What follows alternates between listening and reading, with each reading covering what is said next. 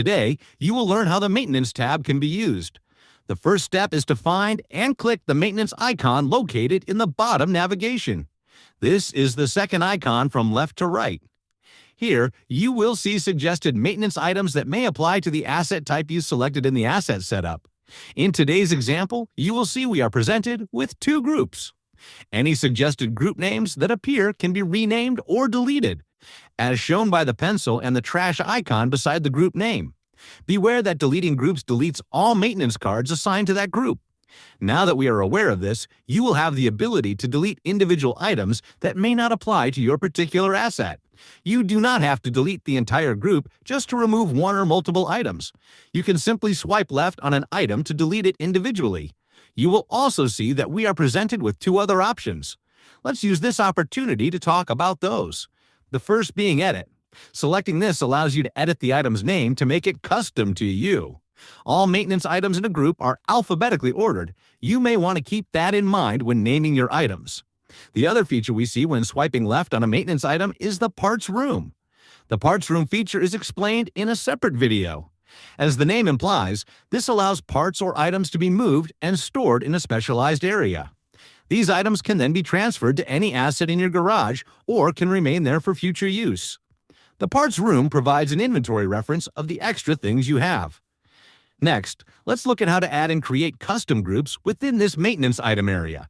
If you want to create a new group that better suits your needs, click the Add Group button. You can enter in the name you would like to use to identify this new group. In this example, we will create a group named Performance Parts. Once you have your name typed, click Save. Groups are displayed in alphabetical order. This may be something you want to keep in mind when naming your groups. Groups are a great way to keep your maintenance items organized in a way that is easiest for you to reference and quickly find items. Now, let's get into how to add items. We will press Add Item. This will present a window explaining that you can either search or create a new custom item. There are many pre-built items already in the database.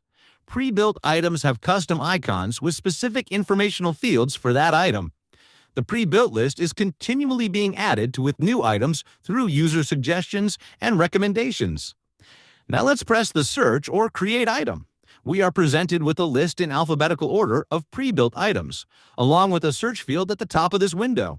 Remember, the pre-built list is growing daily, so don't be afraid to utilize the search option for faster results.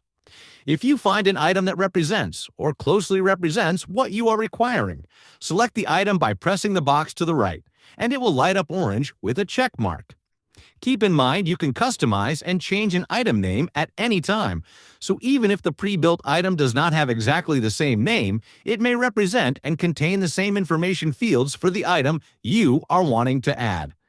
You can select multiple items, however, this is only possible by scrolling through the list for additional items. If you do not find an item that matches your needs, type out the entire name you would like to give your item and then press Create.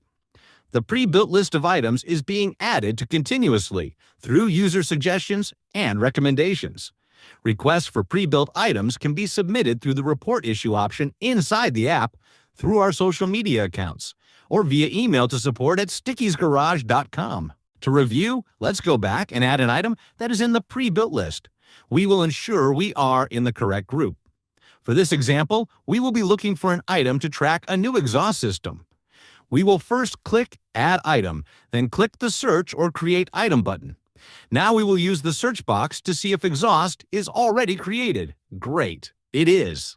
Next, we will press the box located at the right side of the item. It will light up orange with a check mark to confirm we selected it, then press Save. We now see our new item named Exhaust. Some users may want to personalize this item with a more custom name. To do so, swipe left on the item and press Edit Item. We will rename this to Super Exhaust and press Save. We now know how to create groups to organize various maintenance and information entries within the app. Now we need to see how to enter usage thresholds and information about our items in these maintenance cards. As we can see, we have 3 maintenance groups created, and we have corresponding maintenance cards under each of these groups. In this example, we will go to the group named Maintenance Items. From here, we will scroll down through the list that is in alphabetical order and find the maintenance card named Engine Oil. We then will select it.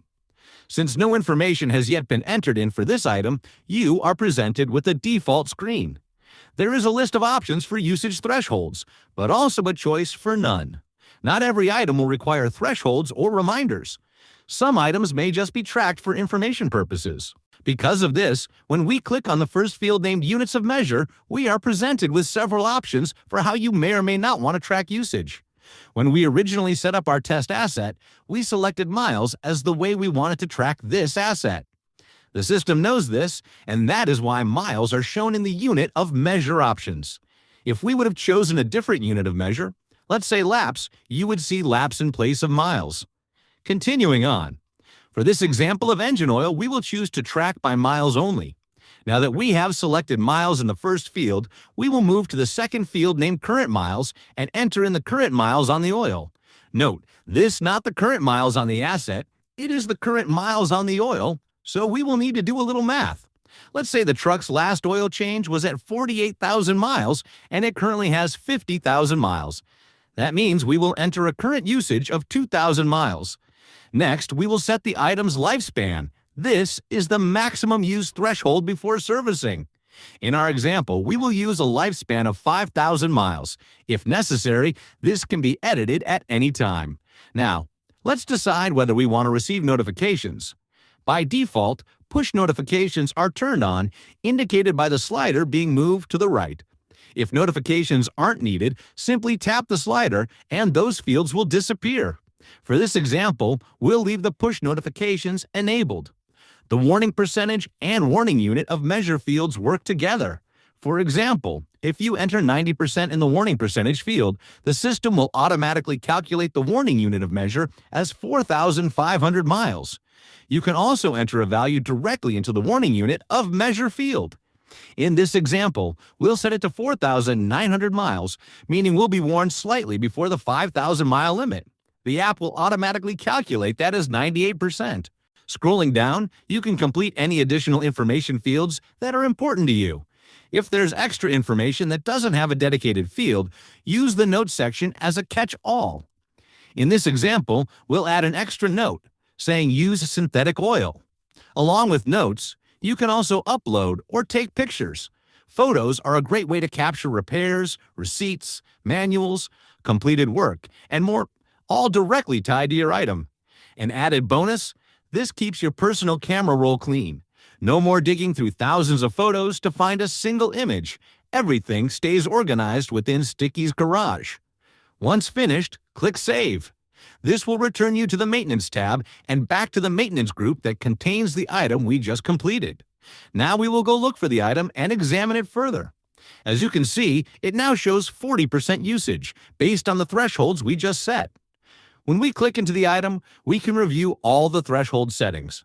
You will also notice an Edit button. This appears once information has been entered. In the top left of this window, we can click the back arrow to exit this item and return back to the General Maintenance item area. Now that we have an item created and set up with usage thresholds, we will go through an example of how we update and enter usage. In the bottom navigation, all the way to the right, we see an icon named Miles. This tab name will change depending on the unit of measure you chose during asset setup. Again, if you had chosen to track your asset on laps, this icon would be named Laps.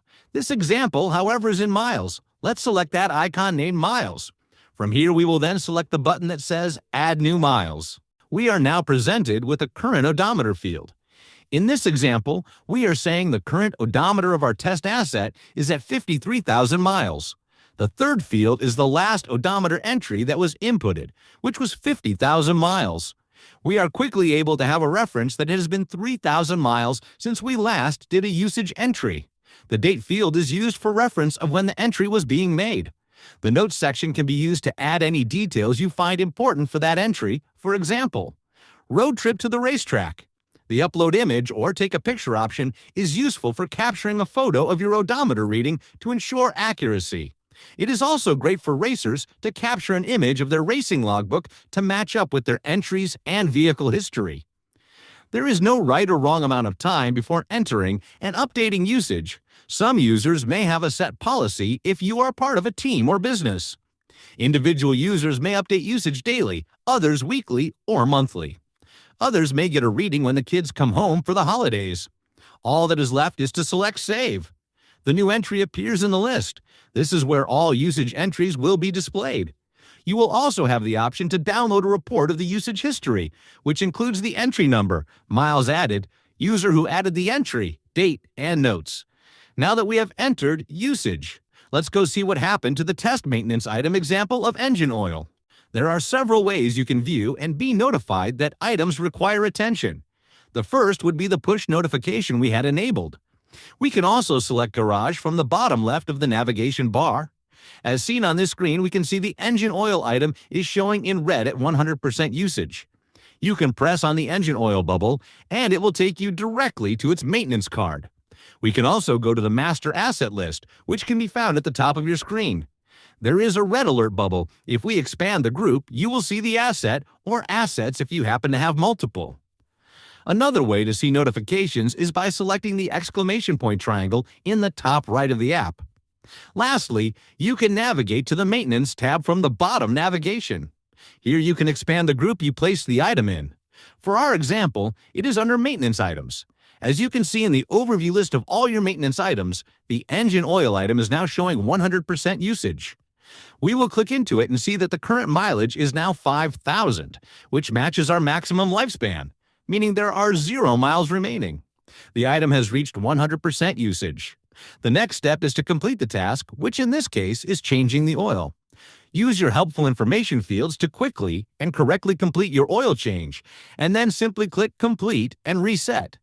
A confirmation message will appear asking, "Are you sure you want to complete this task?" We will click Yes to confirm.